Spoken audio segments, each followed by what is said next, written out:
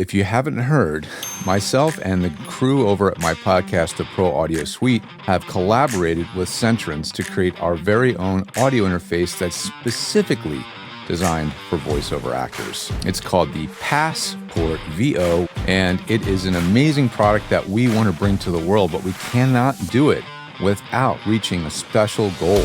We have to have pre-sold 100 units in order for Centrance to put this product into production.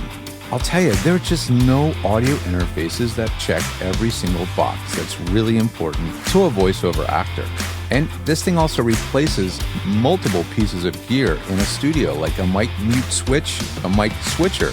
So you have the ability to switch between two microphones at any time with the press of a button, each one of them at the right gain.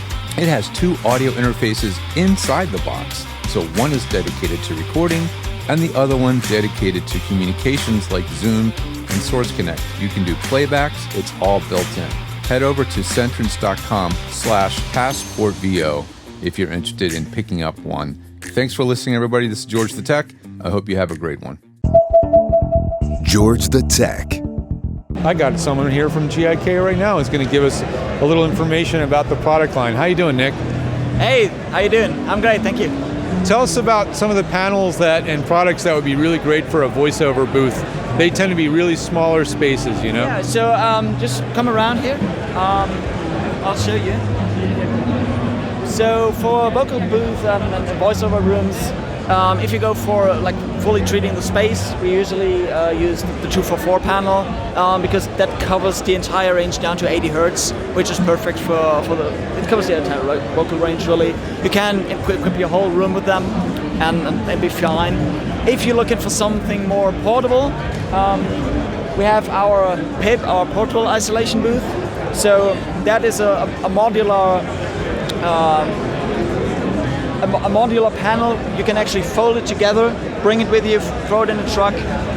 If you're on the road, you can combine multiple PIPs, create an isolation booth, and then you can tear it down and store it in the closet if you're done. So a lot of voiceover artists also use that. Let's see what that sounds like in here. Whoa, it sucks away the room ambience big time. Yeah, it really sucks the ambience. Yeah, I mean that really kills all the reverb going around. So that's the approach. And if you're looking into upgrading them a little bit more, we always recommend bass traps like corner modules. That's our soffit. That's probably a little bit oversized, but we also do the tri-trap, the half size of those.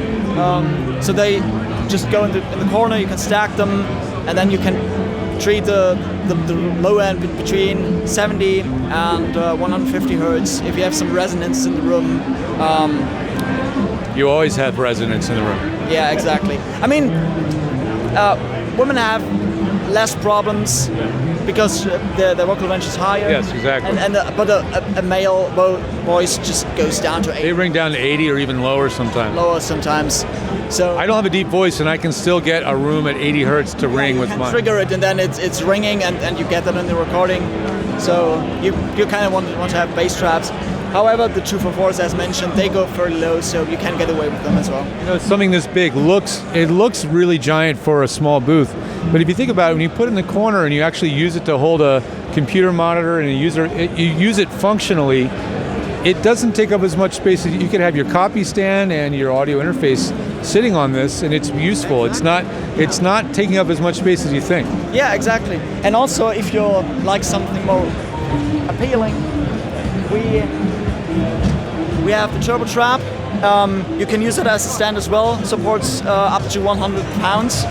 And again, it's a great bass trap. It utilizes our new DDM technology, which basically extends the absorption down to 70 Hertz effectively. So you can put it in corners. You can use it as a free stand inside your vocal booth, and basically kill the room modes. Excellent. Well, it's always great to see what you guys have going on.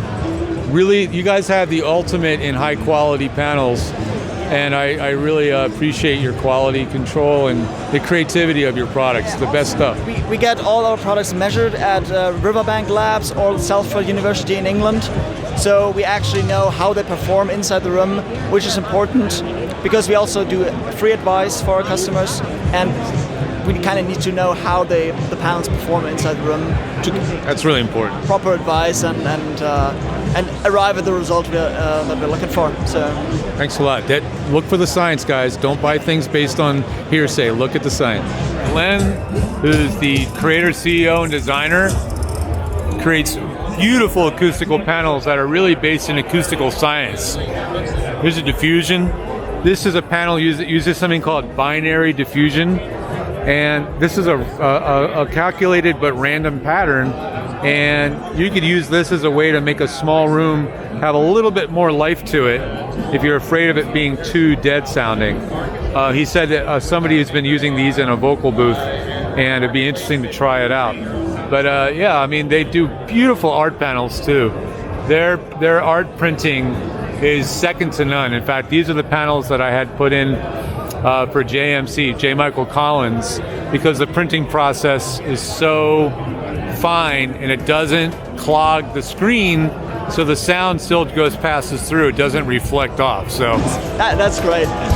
Thanks a lot, Nick. My pleasure.